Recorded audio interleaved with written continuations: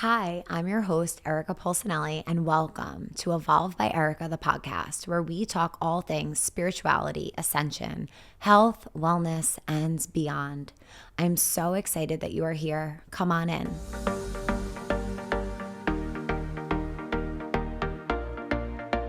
Hello, guys. Welcome to another solo episode. Today, we are going to be doing an episode on maintaining the practice because I know just as well as you guys how hard it can be to maintain our morning practice. And then we're going to talk about not only maintaining our practice, but protecting our energy and clearing our energy. And I'm going to go through different practices and rituals that could help support you in those two areas because I feel like this is something really important that I know a lot of us wrote in about this one actually on Instagram when I asked for any topics. And it's just something that we need to do as spiritual maintenance, as highly sensitive people. Some of us may consider ourselves as empaths, highly sensitives, or just a spiritual being. And it's this unseen maintenance that we need to do in order to feel our best and be our best. So let's get started. Maintaining the practice.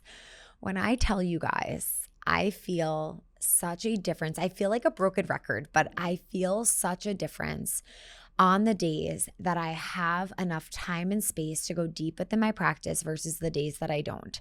Just because I'm a teacher and I practice and teach this doesn't mean it's easy for me to just miraculously pop out of bed at 5 a.m. and get to my meditation cushion. That is not the case at all. My whole entire life, I was a sleeper and a snoozer.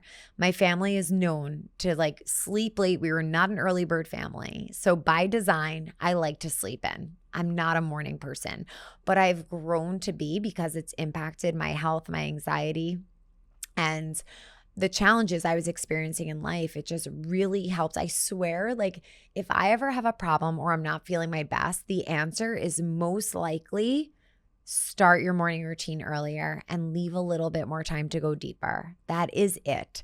And a lot of my problems suddenly disappear after I just do that. And try me. I'm not saying take this as law. Try it out and report back and just let me know how it goes. Because for me and for a lot of other people, it really works. There's a science to it. It absolutely supports us in feeling our best. And that's that. So maintaining the practice is not easy. We are on a polarity planet that it is dense. The 3D realm is dense, and I almost feel like it's becoming more and more dense every day. We have distractions that pull at our energy from the outside that is available right to us in our hand as we hold our phone that can either lift us up or pull us down.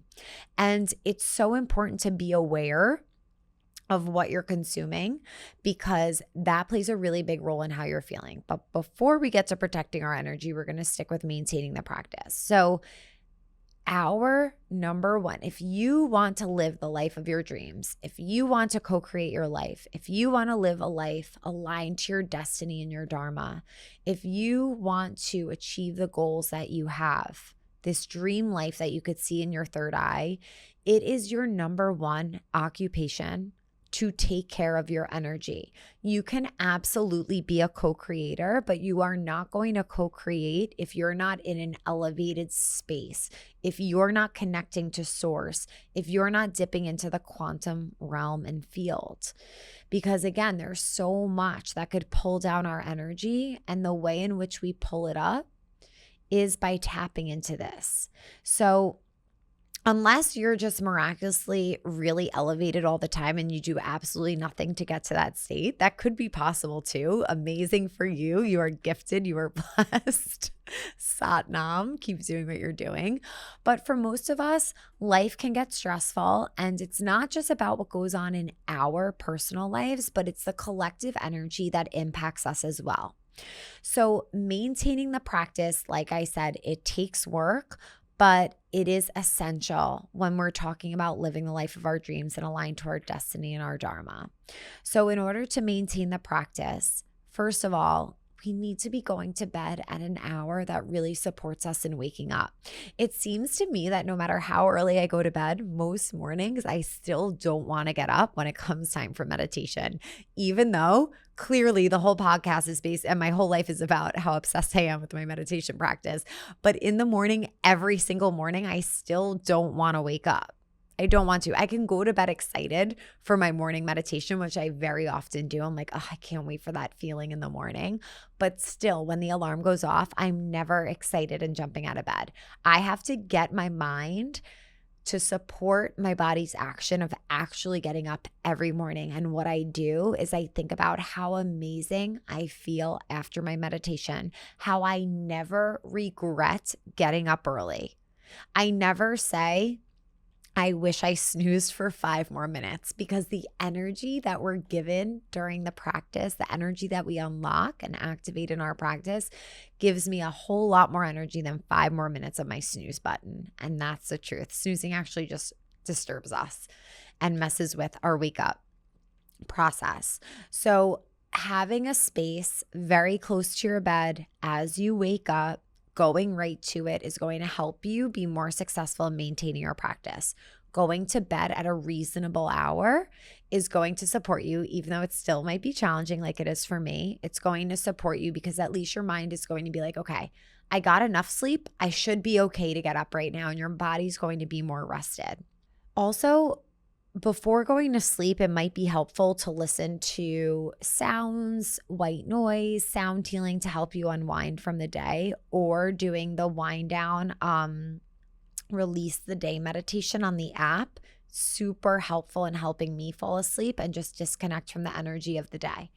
So after you've gone to bed, you've gotten enough rest, you wake up, you go to your spot that's ready for you. You are not fetching your meditation pillow or cushion. You're not figuring out, where should I meditate today? You may not even be thinking like, what am I changing into right now to meditate? I meditate in my robe every morning. If I go to sleep with no clothes on, I put my robe on. Sometimes I'm there naked meditating on my pillow because that's what feels right in that moment, or I'm in my pajamas. It's like the least amount necessary before you get to your meditation practice will help you to be more successful in getting there, because we are very easily distracted and we just need to get there, tap into divine, and let everything else flow.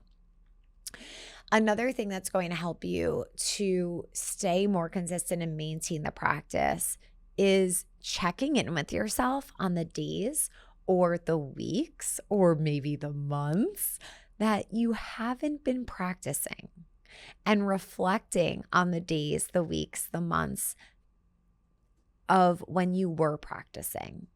And the difference is usually typically undeniable. Like, it just is. So that energy, that feeling, and that frequency of what it feels like to give yourself this time and to tap into source energy that lives within you, that has to be a reminder of why you want to get to your practice. And I know that we're transitioning. We have summer, maybe school starting, maybe jobs are looking different as we go into this next season. But it's really just about finding the time. Where can it be? And taking it as your number one priority. Because as I said before, there are things we do for our physical body, like shower, brush our hair, brush our hair, brush our teeth, to maintain the physical. But we are all spiritual beings. And in order to feel our best, we need the hygiene that supports our spiritual body as well. So our meditation practice is, of course, one of them. And when we maintain the practice, we're able to more easily dip into the practice on the days that we go to it and tune in. Our breath becomes stronger and more powerful and potent. So we receive the energy that we need through just one breath when we have this practice with a lot of intensity behind it. Our one breath midday could feel like a whole meditation in and of itself when we practice in the morning, which is really helpful. So using all of what you know to support you in getting and maintaining your practice, because it's very, very, very easy to fall off. It becomes a lot harder to come back on, but you always have that opportunity. but it's so much easier to just stay on it, whether you're doing it for just a few minutes or a really long, deep, lengthy meditation. A little bit is better than nothing at all, but making a lot of time and space for a long, deep practice so that you could bring your nervous system into that space of receiving, of openness, of calmness and groundness. It completely shifts the rest of our day, the energy of our day. So those are some tips I have for maintaining the practice. Getting to sleep, having your space set up for you, the same space every day, not worrying about what you're going to wear to your practice, getting there as soon as you possibly can, and thinking about the thoughts that are going to support you in getting there. Knowing that snooze, no one ever said, I wish I snoozed longer. We always say, I wish I woke up earlier for our practice, for my practice, and thinking about how great and connected you feel through it and using that as momentum to help you. Guys, I've learned, whether it's for my meditation practice or just being a solo entrepreneur on this journey, we need to be our number one support and cheerleader. And it is up to us to create the life that we want to live. And you need to humble yourself every single morning and remind yourself of that sometimes, because very often we get into these stories of what isn't yet, or what we still want, or these stories of lack. And by changing the dialogue and reminding ourselves that we are a co-creator and our life that we create is truly up to us, we need to show up with our best energy. It holds us accountable and it gets us there. So let's move on to protecting your energy, because the practice really supports us in this. So what does it mean to protect your energy? Well, as spiritual people, as highly sensitive, energetic beings, we can take on outside energy, whether we recognize it or not. We have a field around us, which is our aura, or a magnetic field.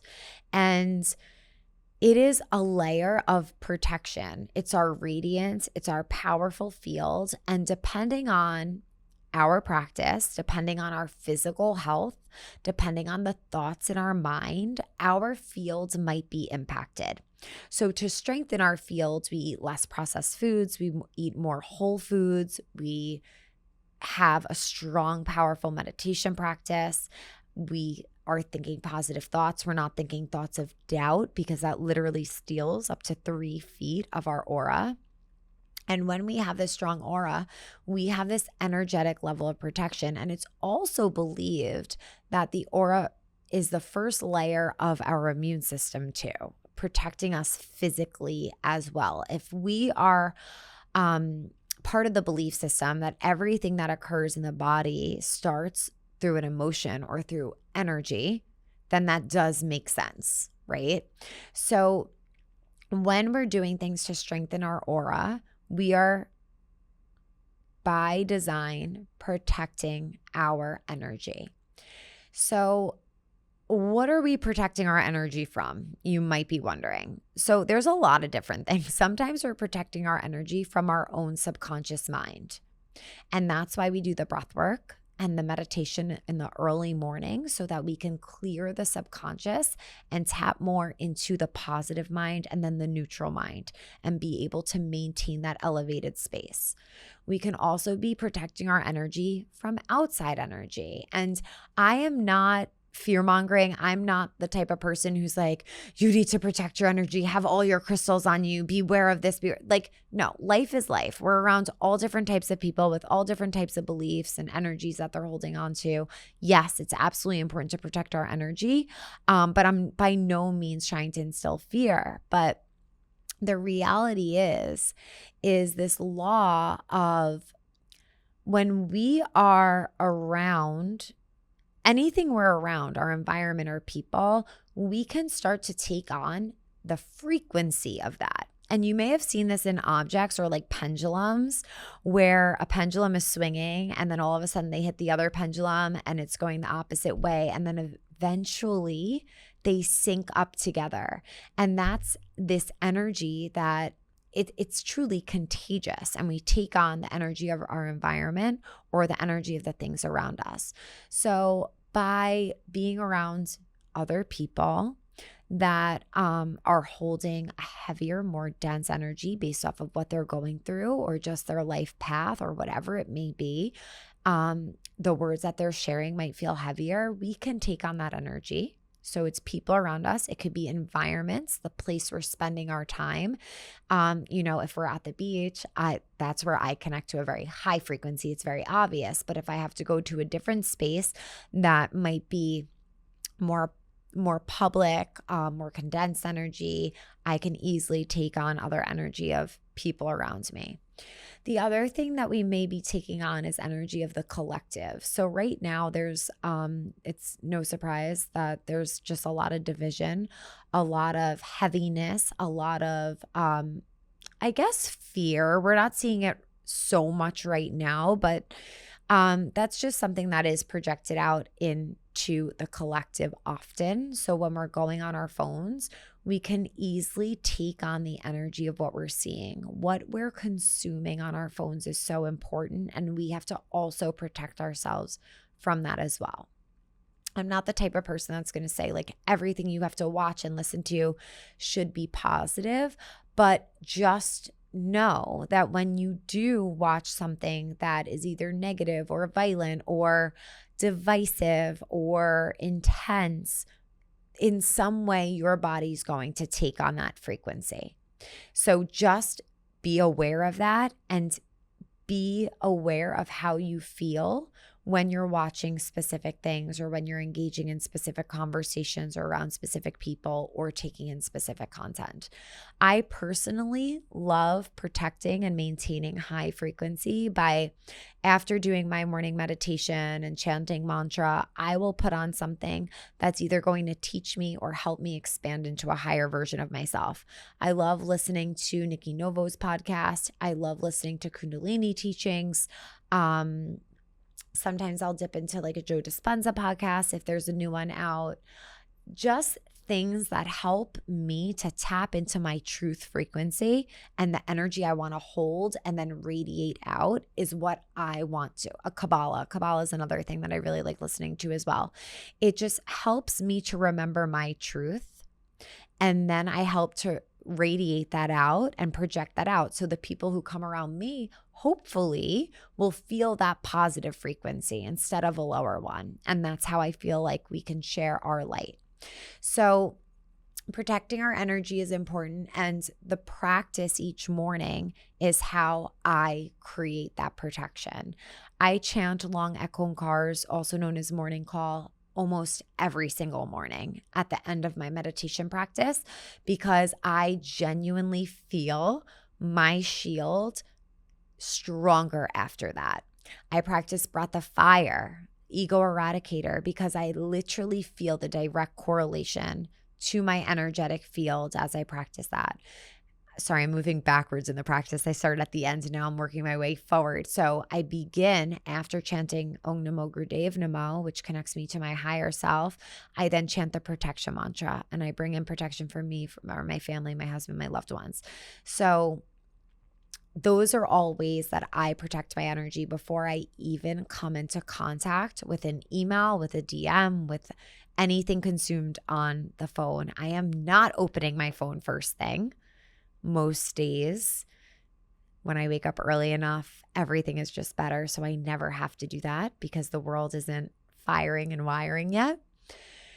And those are the ways that I immediately protect my energy. Some other ways that I like to protect my energy is by holding or having with me shungite. It protects from EMFs. And it protects us from all of that other radiation, EMF energy as well. Palo Santo is another way, essential oil. So using white angelica or Palo Santo oils are really great ways to protect your energy as well. Now I want to go into one more thing.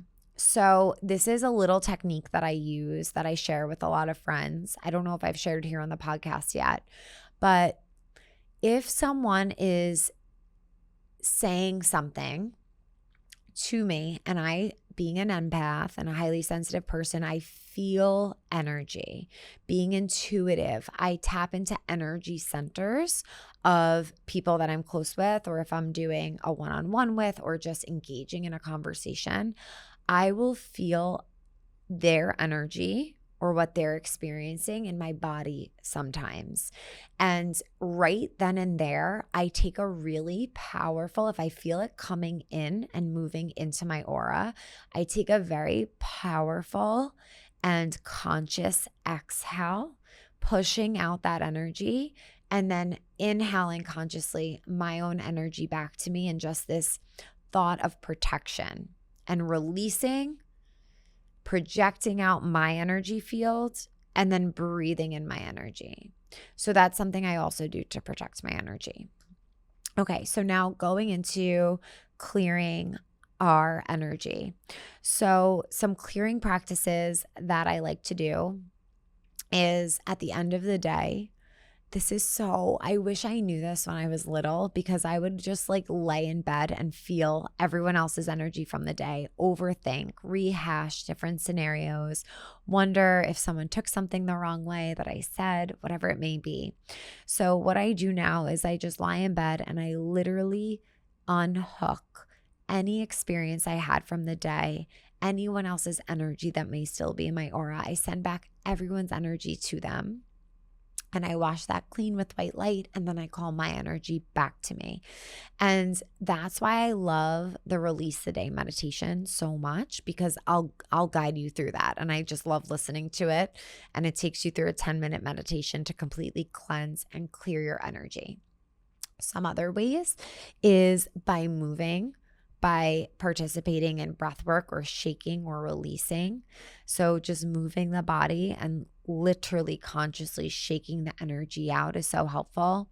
Going to the beach at the end of the day and feeling the wind and the ocean waves just cleanse my field, grounding back in, and tapping into like the negative ions and being able to really feel into the neutrality that nature brings our physical body. I recently watched this Instagram of people measuring blood cells from before they spend time in nature and then after, like earthing and grounding. And now I start to visualize like my blood just being so much happier and looser, not like coagulating and sticking together after spending time in nature. So feeling that in my aura, feeling that in my physical body, unhooking the energy as I described before. And then saging. I've been working a lot with this dragon blood sage, which is really powerful in releasing and protecting. And the other day I was holding massive energy in my physical body, and I just lit the sage bundle, opened up all the windows, released, cleared, played mantra, and all of a sudden it was like, I felt the instant release. So that's something you can do as well. Palo Santo to like ground all of your energy back in after that. And of course, chanting the protection mantra is great, not only for protection, but also for cleansing and clearing energy as well.